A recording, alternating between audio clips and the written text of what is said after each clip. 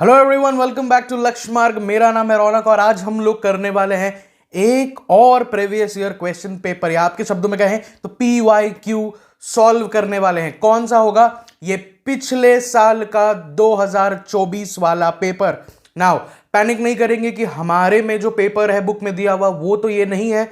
Don't worry, CBSE जैसा हमने पिछले वीडियो में बताया था कि पिछले वीडियो के अंदर जो पेपर हमने डिस्कस किया था, इस वीडियो में भी जो पेपर डिस्कस करेंगे, ऐसे बहुत सारे पेपर CBSE आजकल रीजन वाइज डिक्लेयर करती है। तो प्लीज डोंट पैनिक, आप में भी कोई ना कोई प्रीवियस ईयर दिया होगा। इट मे हैपन दैट ये वाला पेपर और वो वाला पेपर डिफरेंट हो जाए, but if I have to talk exactly, the question paper code is 6612 of March 2024। Okay, तो एग्जैक्ट पेपर कोड भी आपको मिल गया। और अभी तक जिन्होंने पिछला हमारा previous year question paper solving video नहीं देखा है, just go have a look. आज सुबह सुबह 4 बजे अपलोड हो गया था आपके लिए, to have a clear look. जो लोग रात में देर तक जगे थे उन्होंने उस समय देखा, जो लोग आज जल्दी उठ गए और उन लोगों ने भी देखा। आप भी जाइए, वो वीडियो देख कर आइए, प्रैक्टिस करिए और फिर आइए यहां पर एक और क्वेश्चन पेपर सॉल्व करते हैं फटाफट। एक बहुत अच्छा सजेशन आया आप लोगों की तरफ से कि sir, if you are solving the questions first hand in front of us, the problem is आप लोग जब क्वेश्चन पढ़ेंगे तो वहां पर भी थोड़ा टाइम लॉस हो जाता है, and that's a very productive criticism. I would love to take that, and now what I have done is I have gone through the question paper all together, and जो भी hit points थे and जो भी identifications थे जहां से answer derive हो रहा था, वो हम लोगों ने मार्क ऑलरेडी कर लिया है। तो ओके, तो दिल पे ये बात कभी मत लेना अभी कि इस वीडियो में कि कई बार तो ऐसा है कि सर आपने तो ऑलरेडी आंसर ऑलमोस्ट दे दिया। तो हमारा काम है क्वेश्चंस देखना, क्वेश्चन समझना और अकॉर्डिंगली उसका आंसर करना। Okay, will not just say कि यहां पर हमें 2 मिनट टाइम मिलता हम अपना आंसर खुद निकालते, नहीं सर, टाइम बचाना है। For that if you want you can also take the video to 2x speed, और आप ये वीडियो जल्दी देखें, प्रैक्टिस करो, रिवीजन करो, आगे फिर हम लोग और भी वीडियोज ऐसे लेकर आते रहेंगे आपके एग्जाम से पहले तक। Now starting with question number 1 from part A directly. So now it says blank refers to doing the task correctly and with minimum cost, directly with time benefit and minimum cost. Now I have written here, हमारे पास दो concepts थे जो हम लोगों ने class 11 में पढ़ा था, इफेक्टिवनेस वर्सेस एफिशिएंसी। तो हम लोगों ने अपने क्लासेस में ये बात की थी, इफेक्टिवनेस का मतलब होता है to have a time benefit with your production. Time का बेनिफिट होगा, कम समय में काम खत्म करके दिया जाएगा। बट एफिशिएंसी के साथ क्या चीज है? टाइम प्लस कॉस्ट बेनिफिट मिलेगा, टाइम प्लस कॉस्ट बेनिफिट। तो हियर द आंसर जो लाई करता है, यहां पे कह दिया है doing the task correctly plus having minimum cost. So the answer clearly is D, efficiency. Okay, D efficiency answer होगा। आगे बढ़ते हैं हम लोग। नाउ इट सेज क्वेश्चन, हम लोग अगर लास्ट लाइन पे चलते हैं पहले, उसके बाद हम लोग फिर केस स्टडी पढ़ेंगे, जो प्रैक्टिस कल थी आज भी वही। It says identify the leadership style. देखो यहां पर है हम लोग, identify the leadership style of Ravi Kumar. Now let's go to the case study. For taking the company out of losses, Ravi Kumar took over the managing director of the struggling Voa watch company in January 2020. As he joined, tried to find out the reason for the company not doing well. He found out that the employees were not involved decision making. एक problem उसने find किया। अब इसका जो paragraph है वो second वाले में आपका आंसर लाइक कर रहा है। As you can see, I have also highlighted the answer. कहां से आंसर निकल कर आ रहा है? तो it says he initiated open dialogues and encouraged them to actively participate. तो जिस भी तरह के फर्म में डिसीजन मेकिंग इनेबल किया जाता है अपने इंप्लॉयज के लिए, मैनेजर्स के लिए, उनको बताया जाता है, उन्हें डिस्कशंस में शामिल किया जाता है, that is called a democratic leadership style या डेमोक्रेटिक लीडरशिप पैटर्न। ठीक है, तो the answer clearly will be democratic leadership style. Okay, so now moving ahead with our next question, जो कि है SK Builders. Now SK Builders के अंदर आ रहा है, SK Builders became the market leader in the designer house segment as it was the first to recognize the need of using artificial intelligence in the designing of houses and in the changing environment of the technological advancement. Now highlight the following point of importance of the business environment. Highlight करना है about the importance. So now as you can see, I've already highlighted the importance. अब आपको बस यहां से पता ये करना है ये किस पॉइंट के बारे में बात कर रहा है। देखो, it says in the changing environment of the technological advancement. Okay, the answer here will be clearly 3 का B, where it says identifying opportunities and getting the first mover advantage. Okay, so now can we move further? Let's see question number 3. Yes, we can move forward to question number 4. It says which of the following is an element of social environment? देखो, rates of savings and investment. Then we have expectations from the workforce. Then we have the nature of relationship of a country with the foreign countries. ये भी नहीं. D हो जाएगा planned outlay in public and private sectors. तो देखो भैया, savings investment आपका अलग इन्वायरमेंट है, इकोनॉमिक चला गया. फिर आपका एक्सपेक्टेशंस तो हमने हाईलाइट करके रखा है. Yes, the answer will be social. Yes, the answer will be 4 का बी, एक्सपेक्टेशंस फ्रॉम वर्कफोर्स, जो कि आपका सोशल इन्वायरमेंट के अंदर जाएगा. बट बाकी क्यों नहीं होगा वो तो समझना होगा ना. रेट्स पहला वाला क्या है, इकोनॉमिक में जा रहा है. दूसरा कहां जा रहा है, relationship of a country with the foreign country, जो पॉलिटिकल में आप उसको ले सकते हैं. Then we have planned outlay in the public and private sectors. फिर ये किसी और इन्वायरमेंट के अंदर जा रहा है. जो हमारा सोशल इन्वायरमेंट का पॉइंट है वो एक ही चीज हिट कर रहा है, which is expectations from the workforce. Okay, so now moving forward. Statement wise question है, फेवरेट है. यहां पर आप लोग मार्क्स लूज कर जाते हो, यहां पर ध्यान देना है हमें. सो नाउ ध्यान देने की बात है. Statement number 1, it says financial market facilitates the transfer of savings from savers to investors. Statement 2 says it gives savers the choice of different investments and to help channelize surplus funds. If I am not wrong, इसमें दोनों statements सही हैं, बिल्कुल सही है, क्योंकि ये जो बातें कही गई हैं, बोथ स्टेटमेंट्स आर ट्रू. कहां है भैया, 5 का सी, 5 का सी. यस, इट्स करेक्ट, 5 का सी. कैसे पता चलेगा? देखो, नंबर 1, फाइनेंशियल मार्केट का जो फंक्शंस है, transfer of savings from the savers to investors, वो एक पॉइंट है जो सही है. एंड देन दूसरा जो हमारा पॉइंट है, it gives the savers the choice of different investments, ये वाला पॉइंट भी बिल्कुल सही है. That's why I am stressing upon book read करिए आप लोग. Okay, then we will move to the next question, which says the marketing management philosophy which uses availability and affordability as a means to achieve the objective. क्या होगा ये वाले में मैं रुक जाऊंगा. पॉइंट आप लोग इसका आंसर खोजो. Availability and affordability. अब जो चीज मार्केट में ज्यादा अवेलेबल होगी, इसका क्या मतलब होगा?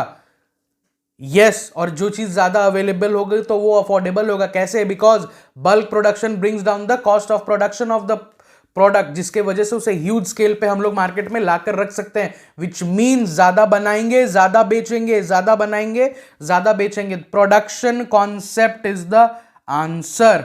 Okay, now question number 7, it says which of the following is not a component of physical distribution. ये बड़ा आसान होगा, बिकॉज इन्वेंट्री कंट्रोल है, स्टैंडर्डाइजेशन एंड ग्रेडिंग नहीं है. It is a part of product concept. मतलब I am sorry, I just put a cross here.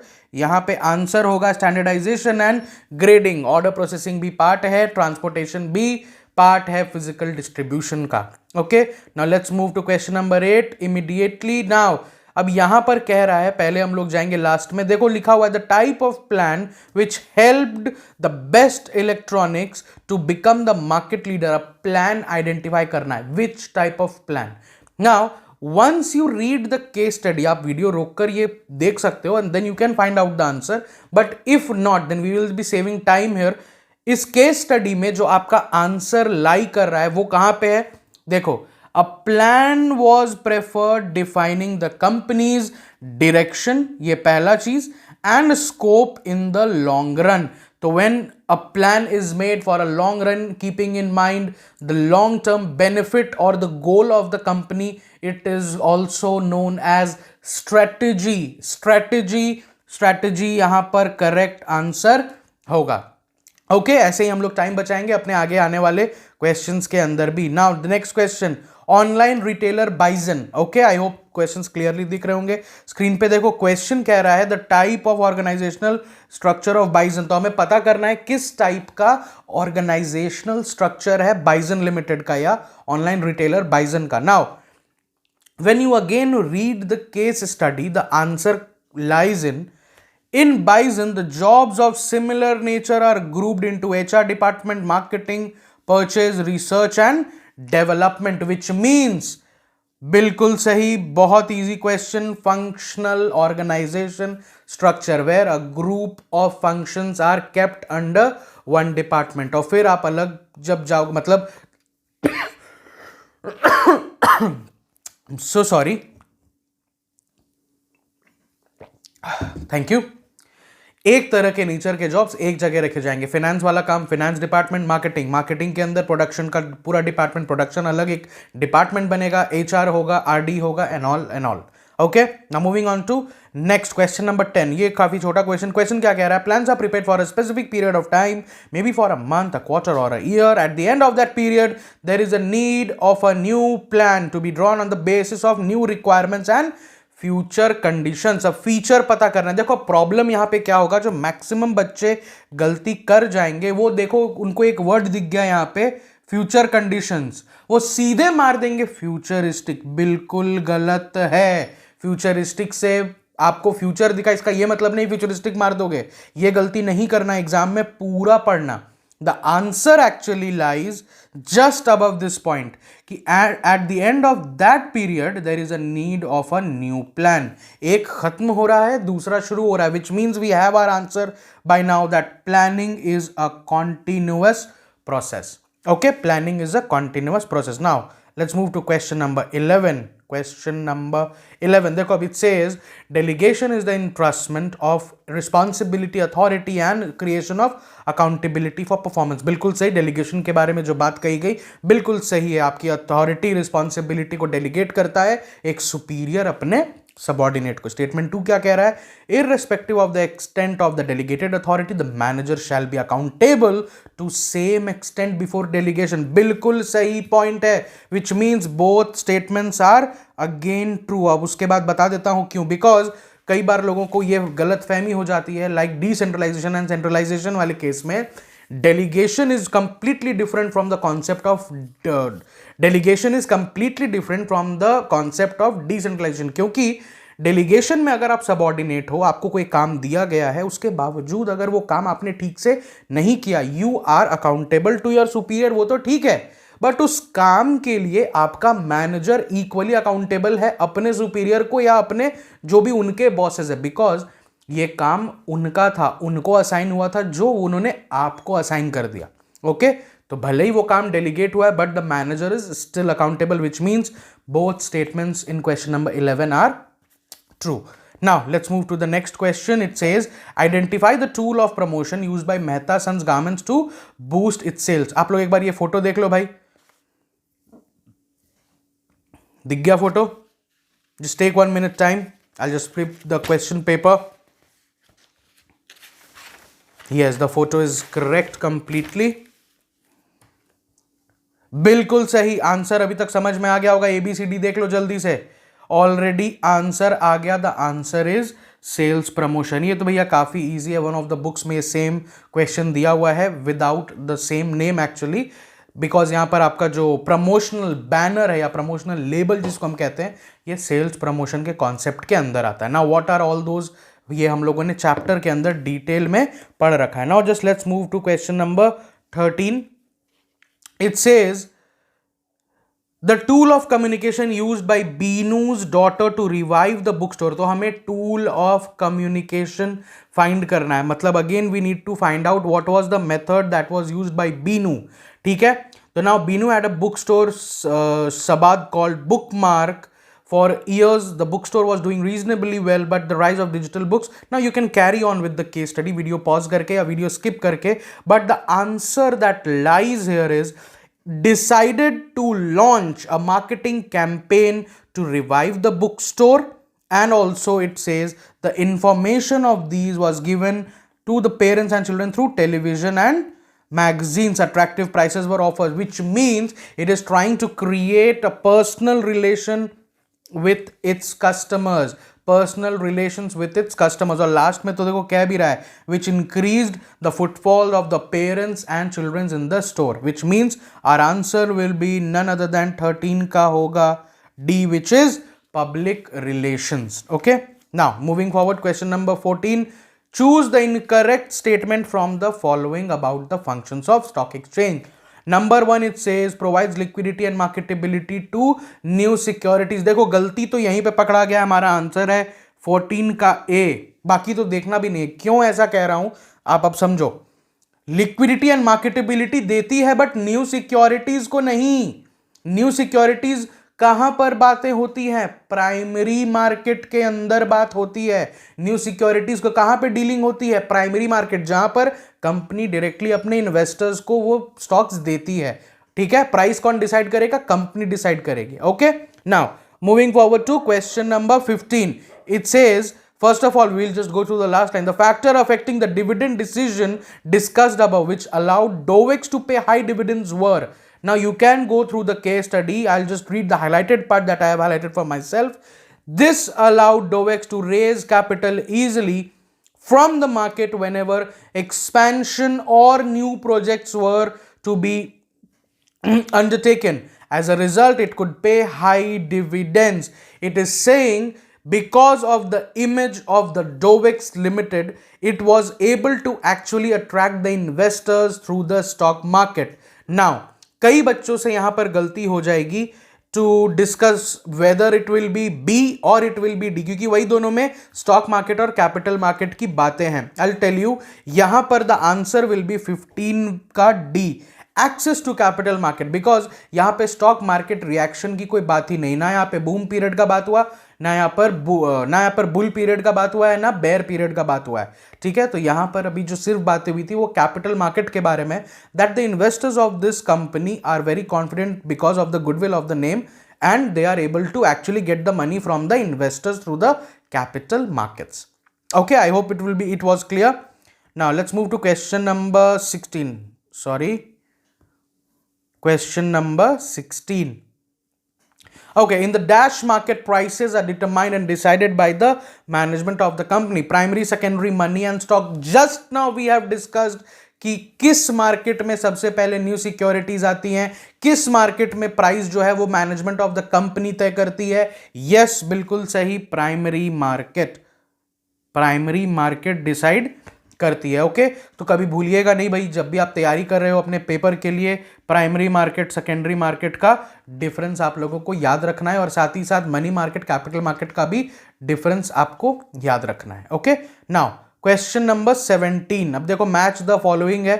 अब कल तक वाला वीडियो जो था उसमें भी ए आ रहा है सारा सब part. Let's have 2 minutes of time and just have a look at the question and then we'll start. Okay, 2 minute समय लीजिए, जल्दी से पढ़िए और आंसर हम लोग एक साथ करेंगे in exactly 2 minutes of time.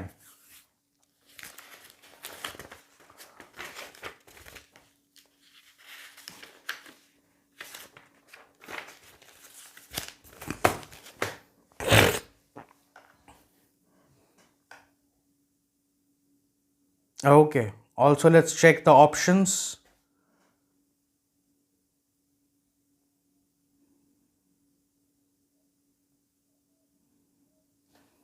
Okay, so now we can be very sure. देखो ये ट्रिक, जिन लोगों ने क्वेश्चन को ध्यान से पढ़ा है और ऑप्शंस को भी ध्यान से पढ़ा है, आंसर तो एक ही झटके में आ जाएगा, पूरा पढ़ना भी नहीं पड़ेगा। You see column 2, point number 4, the process of searching for prospective employees and simulating them for applying for the jobs in the organization.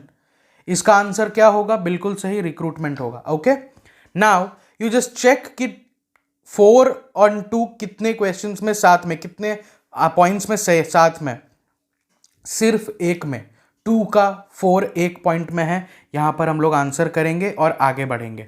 Okay, 1 का 2, 2 का 4, अकॉर्डिंगली वील जस्ट चेक कि 1 का 2 होगा क्या। It says refers to the employee occupying the position, बिल्कुल सही, placement. 2 का 4 is already done. Then we have 3 का 1, ओरिएंटेशन का मतलब दिया हुआ, introducing the selected employee to other employees and familiarizing him with the rules and regulations of the company, बिल्कुल सही।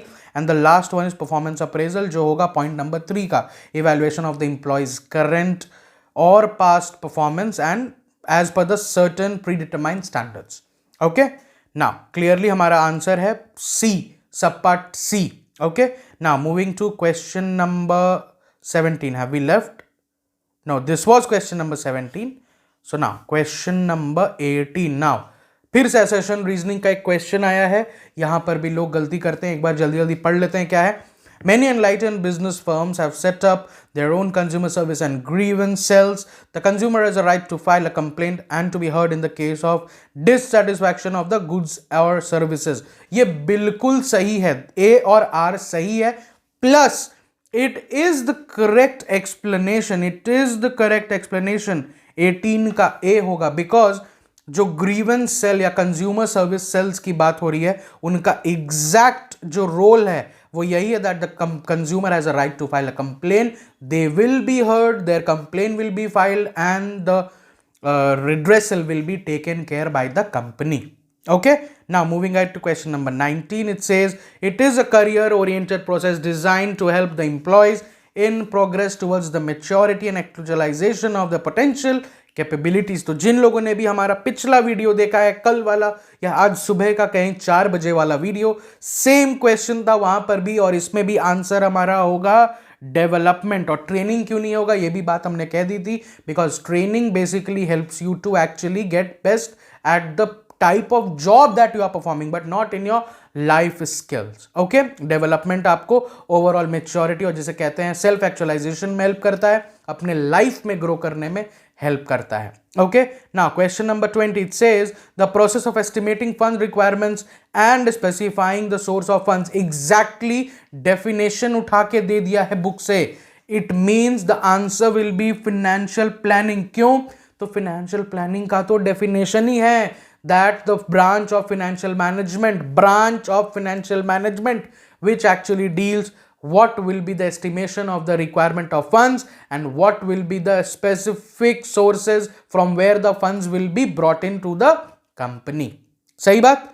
अब हम लोग स्टार्ट करते हैं हमारे पार्ट बी, क्वेश्चन नंबर 21 से। कई सारे हम लोगों ने आंसर कर रखे हैं, हम लोग बस डिस्कस करेंगे और कई सारे को आंसर करना रहेगा साथ में। Okay, so let's have a break for 2 minutes and then we'll continue.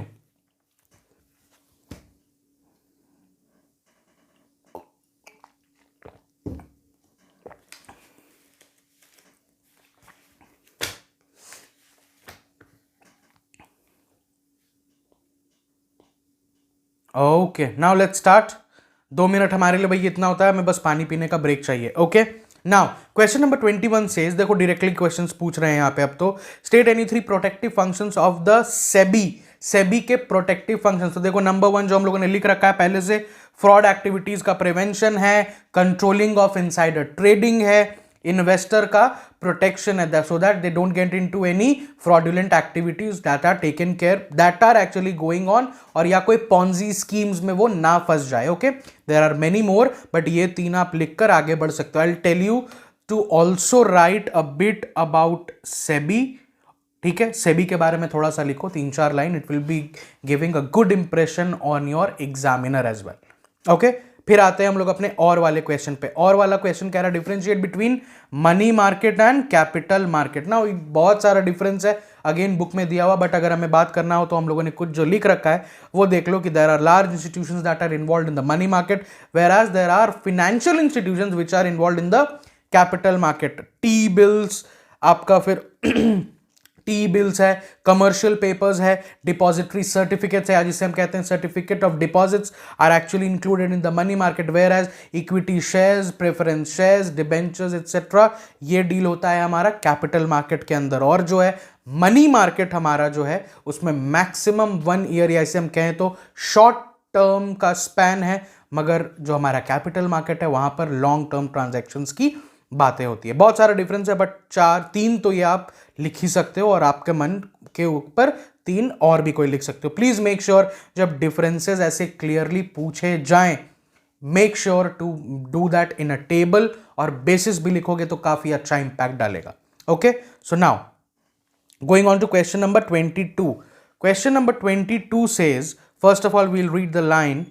It says, identify and explain the method of training used by BB Motors to ensure that its employees had the skills and knowledge to build, innovate the high performance cars. So जिन लोगों ने भी ये question paper पहले solve कर रखा है उन्हें मालूम है यहाँ पर इसका आंसर कहाँ पे लाई कर रहा है। इसका आंसर लाई कर रहा है, देखो I have already highlighted this for you, the company वाला part. The company transformed a section of its factory into what they called the learning floor. Actual work environment was created by allotting a specialized space. The space was equipped with the range of car components, tools, sophisticated car equipment identical to those in the factory floor, where the company's employees would work, undergo training. तो सबसे पहली बात हम लोगों को क्या identify हो गई कि ये एक ट्रेनिंग शेल्फ है जहां पर ये अवे फ्रॉम वर्क है, अवे फ्रॉम वर्क। तो जैसे ही अवे फ्रॉम वर्क वाला लाइन आ गया, सोफिस्टिकेटेड मशीनरी एंड ऑल, आप डायरेक्टली वेस्टिब्यूल ट्रेनिंग लिख सकते हो। I will tell you one thing, आप यहां पर अगर ऑफ जॉब ट्रेनिंग के ऊपर भी जाते हो आपको कुछ मार्क्स ऑफर कर दिए जाएंगे, बट यहां पर exactly the question is asking about vestibule training. तो वेस्टिब्यूल ट्रेनिंग आप अच्छे से एक्सप्लेन करो, डिटेल में एक्सप्लेन करो, बुक में आपके अवेलेबल है content. Okay, so now moving ahead to question number 23. Now question number 23 is quite big, तो आपको I'll just scroll it down.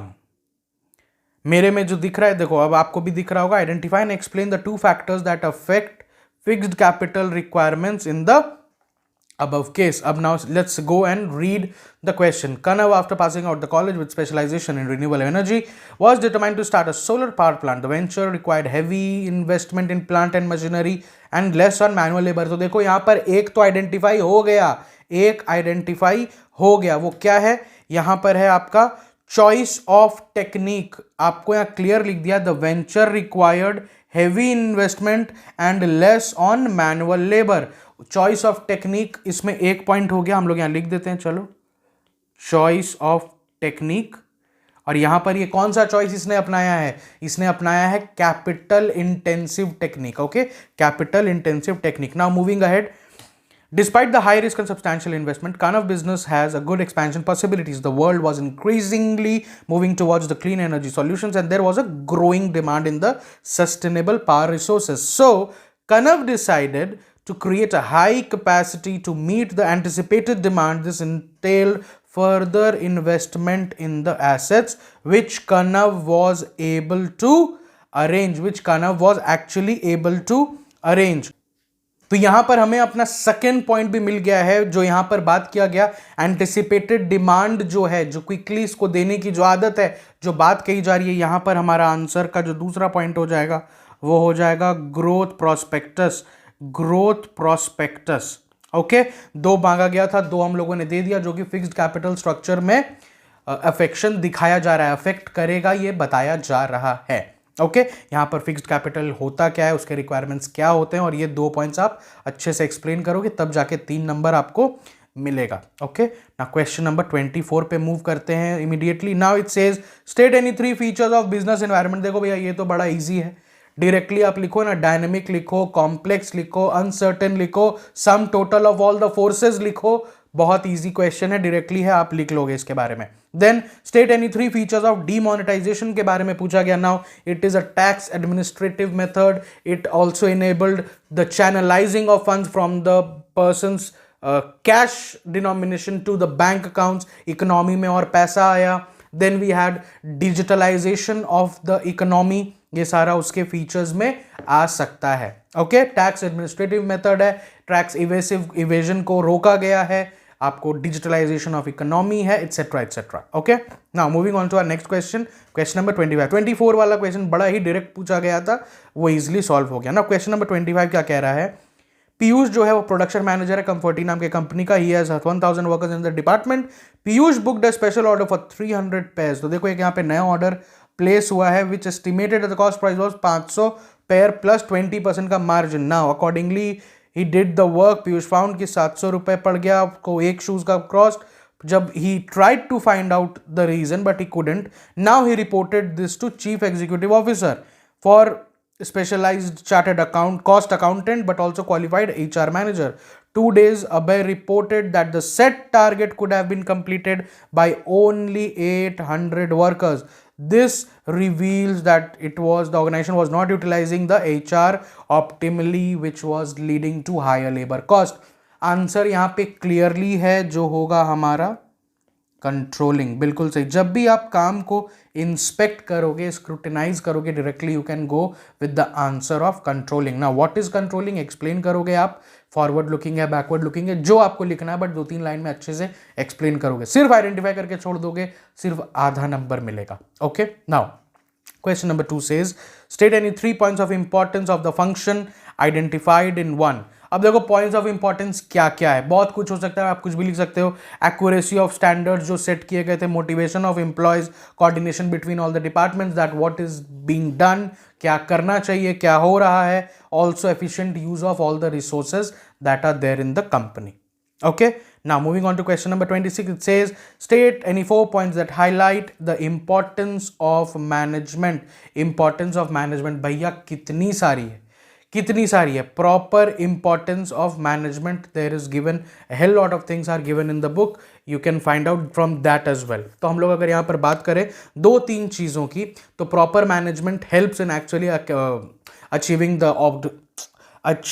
the goals of the organisation.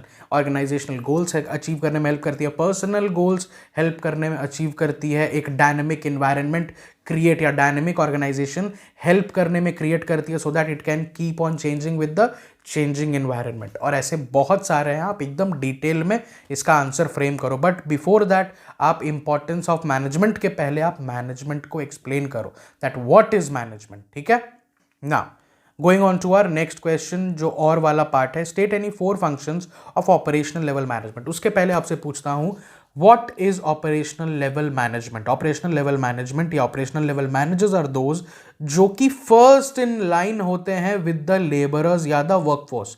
ठीक है, जो भी हमारे मैनेजर्स डायरेक्टली बात करते हैं हमारे लेबरर्स से या वर्कफोर्स से, उनको कहते हैं operational level managers. Now these are very very crucial. क्यों क्रूशियल है वही लिखना है 4 फंक्शंस के अंदर। Number 1 it is quality control, number 2 wastage, number 3 safety and number 4 direct interaction. Quality control कैसे? क्योंकि they are actually one who oversee the work done by the workers. ठीक है, क्वालिटी कंट्रोल वो कर सकते हैं। वेस्टेज कैसे रोकेंगे? Because they are the one that they are seeing the work that is done, they can actually monitor wastage of resources तो नहीं हो रहा। Then we have third, they will ensure the safety of the workers and the others in the workplace. And last, they are the persons who are actually the link between the management and the workers. They are having the direct interaction between the workers and the management. So they are having a closer look what is going on in the niche of the workers. Okay, now question number 27, now differentiate between formal and informal organization. बहुत आसान सा question है, formal informal organisation. अगर ये answer आता है तो इस वीडियो को तुरंत स्किप कर देना, और अगर नहीं आता है तो बुक में खोजो, तब तक मैं वापस जल ग्रहण कर लूं।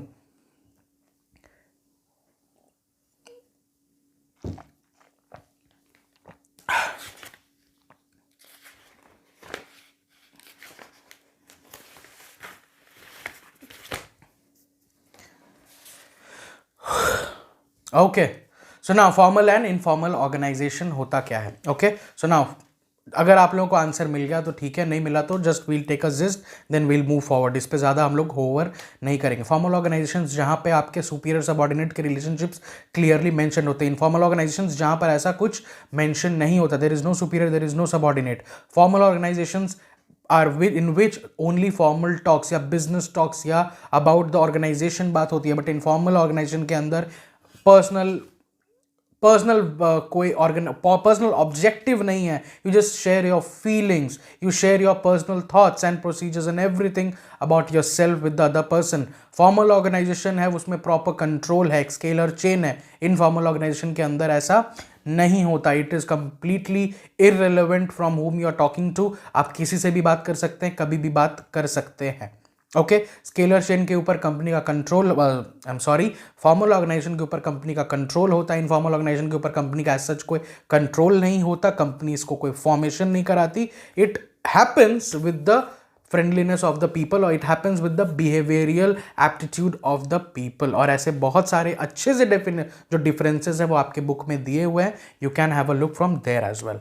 Now moving on to the next question, question number 28। Question number 28. Okay, it says explain how many factors affect the working capital requirements of a business. Seasonal factors के बारे में है और इन्फ्लेशन के बारे में। तो भैया क्लियरली मेंशन कर दूं, सीजनल फैक्टर्स आपका वर्किंग कैपिटल कैसे चढ़ा देता है। हाउ? बिकॉज जो आपका लेवल ऑफ एक्टिविटी है वो इंक्रीज हो जाएगी. Higher level of activity will be increase in the season.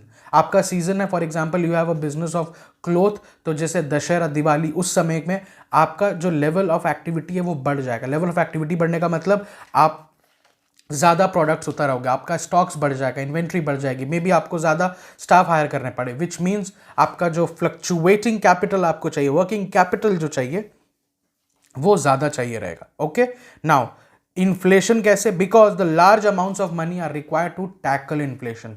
तो जब इन्फ्लेशन बढ़ेगा तब वर्किंग कैपिटल रिक्वायरमेंट्स भी आपके बढ़ जाएंगे. ओके, क्योंकि मार्केट ओवरऑल इन्फ्लेट कर रहा है, तो you also have to pump in money in the market to make your business survive in the market. Okay, so now और वाले पोर्शन में चलते हैं. Explain how the following factors affect the choice of capital structure of the company. ये बड़ा interesting point है. Why? Because flotation cost जो पहले, तो what is flotation cost? The amount that is actually required to get the money और float the money in the market. मेरे को market से पैसा उठाने के लिए क्या खर्चा करना पड़ रहा है. नाउ फ्लोटेशन कॉस्ट क्यों इंपॉर्टेंट है, कैसे अफेक्ट करता है, ये समझो. फ्लोटेशन कॉस्ट, अगर डेट की बात करें तो डेट के केस में फ्लोटेशन कॉस्ट कम है.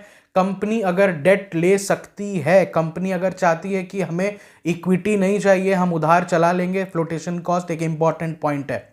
बट अगर कंपनी चाहती है फ्लोटेशन कॉस्ट कम रखना, तो उसे डेट के साथ जाना नेसेसिटी हो जाता है. व्हाई?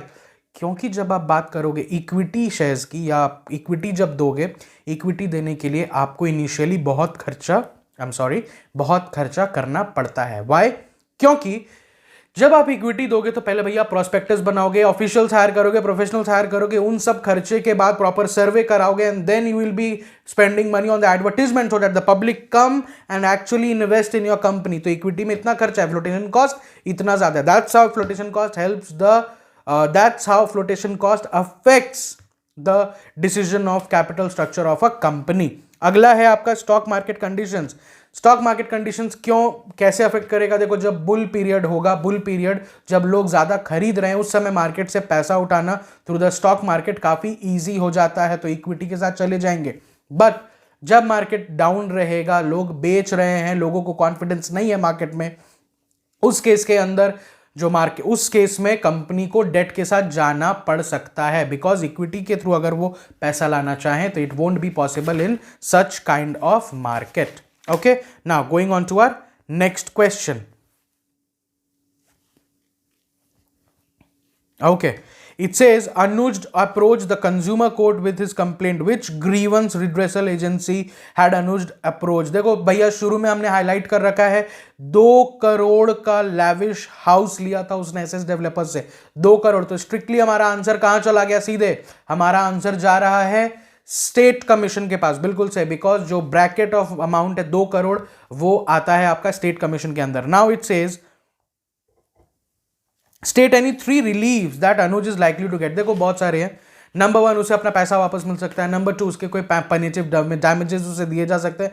नंबर 3, कोई पेनाल्टी जो होगी वो उस पर इंपोज की जा सकती है उसके सामने वाले पार्टी पे, या पनिशमेंट्स दिए जा सकते हैं with regards to the fraudulent activity that is being taken place, या फिर कॉम्पनसेशन के तौर पर कुछ बेनिफिट्स एसएस डेवलपर्स उन्हें दे सकती है. और ऐसे बहुत सारे एग्जांपल्स हैं जो कि आप उसको लिख सकते हैं वहां पर. Okay, now question number 30. Verfab was a garment manufacturing company known for its high quality fashionable clothing. Now just have a look at the case study.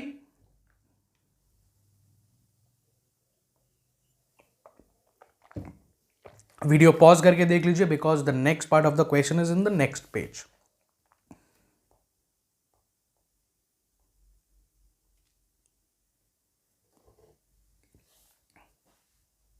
Okay, I hope you all had read the question. Pause करके video देख लिया होगा आप लोगों ने.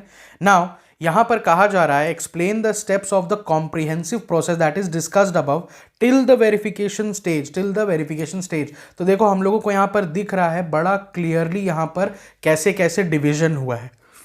सी, number 1, it is talking about preliminary screening जैसा लिखा हुआ है पहले से. Then we have the selection test that are being taken place in the second paragraph. फिर थर्ड पैराग्राफ में जो है यहां पे इंटरव्यू की बातें हो रही हैं.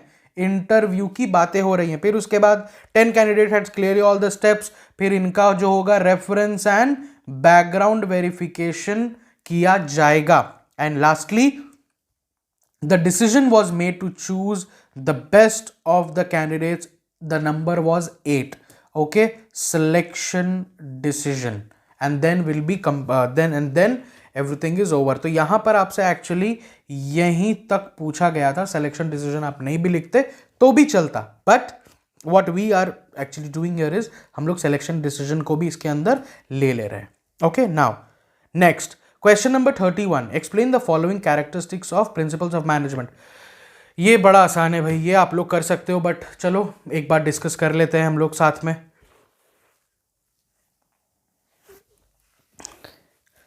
Yes.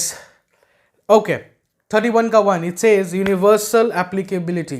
Principles of management ऐसा नहीं होगा that it will be one at one place और दूसरे जगह पर वो अलग होगा। वो साइंटिफिक प्रिंसिपल्स है, वो सब जगह एक तरीके से लागू होगा। एट वन प्लेस, एक कंपनी में अलग, एक कंपनी में अलग, ऐसा नहीं होगा। सारी जगहों पर एक जैसा ही होगा। Okay, moving ahead. दूसरा है flexible. Okay, now it is flexible according to the situations in the company. ऐसा नहीं है कि हार्ड एंड फास्ट रूल है, बट जब जिसको जिस तरीके से जरूरत है वो मैनेजर उसको अपने तरफ से ड्रेस कर कर उसको उस प्रॉब्लम को एड्रेस कर सकता है। Okay, and the third is cause and effect relationship. Every management principle has a cause and effect relationship. जो भी कॉज होगा जिसके लिए आप मैनेजमेंट प्रिंसिपल को इंस्टिल कर रहे हो, उसके साथ आपको एक उसका इफेक्ट भी देखने को मिलेगा। Now it can be positive, it can be negative, but it happens on the acumen of the manager who is actually instilling them. ठीक है, 6 नंबर का 2-2 नंबर बड़ा आसानी से एक्सप्लेन कर दोगे आप लोग, बट उसके पहले प्रिंसिपल्स ऑफ मैनेजमेंट को भी यार एक्सप्लेन कर देना मेरे खातिर। Okay, question number B, explain the following principles of management. चलो भैया वो नहीं तो ये समझाओ, इनिशिएटिव के बारे में समझाओ, ऑर्डर के बारे में समझाओ, स्टेबिलिटी ऑफ पर्सनल के बारे में समझाओ। तो चलो स्टेबिलिटी ऑफ पर्सनल से शुरू करते हैं।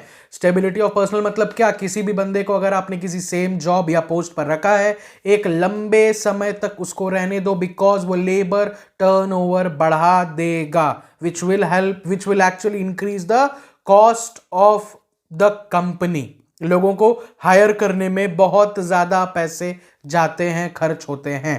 नाउ फिर आता है आपका order, which means every person and every product has a place in the organisation. ठीक है, उसमें ऑर्डर हमें फॉलो करना होगा। And the last one is initiative, in which the company और the manager should actually instil the people, the employees in his company with confidence, और उनको आगे आकर पार्टिसिपेट करने के लिए, एक अपना सजेशन थ्रो करने के लिए प्रमोट करना होगा। वो इनिशिएटिव का एक रफ एक्सप्लेनेशन है। You can have the rest from your book. Okay, now moving ahead, Atul Sharma, again a long question. तो देखो इस क्वेश्चन में हमने क्या किया है, पहले से हाईलाइट करके रखा है क्योंकि यहां पर कोटेशंस मांगे गए थे। देख लो यहां पर लिखा हुआ है coating lines from the paragraph. Limitations आपसे पूछे गए हैं और बेनिफिट्स भी पूछे गए हैं भैया। तो चलो हम लोग शुरू से देखते हैं क्या क्या हाईलाइटेड है, हम लोगों ने क्या क्या हाईलाइट कर लिया है पहले से। आई am sorry. He ensured that the goals and objectives of the company are clearly stated so they can act for deciding what the action should be taken and in which direction. तो number 1 आ गया आपका planning provides direction. Notebook लेकर बैठे हो तो merit में लिखो ना, प्लानिंग प्रोवाइड्स डायरेक्शन।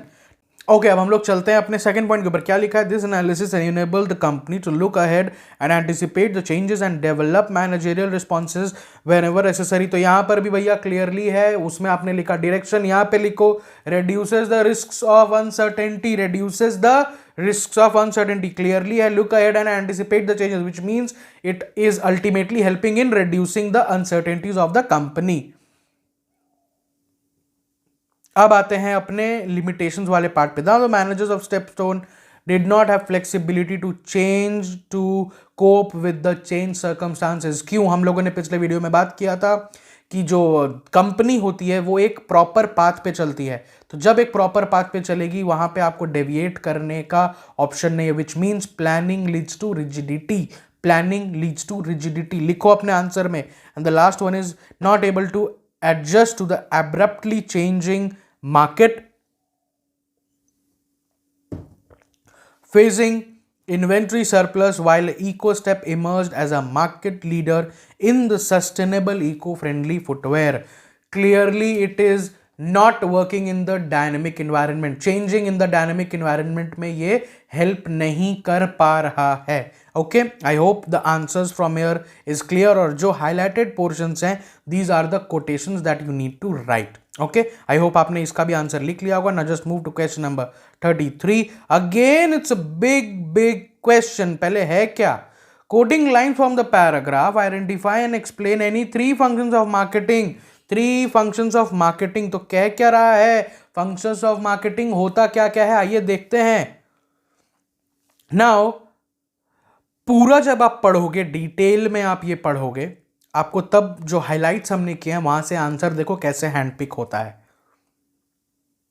देखो, they named business earthy store वाला ये जो रेड जोन है, ये जो रेड जोन है, यहां पर it says they chose a logo that incorporated elements of the nature. Yes, the answer here will be branding.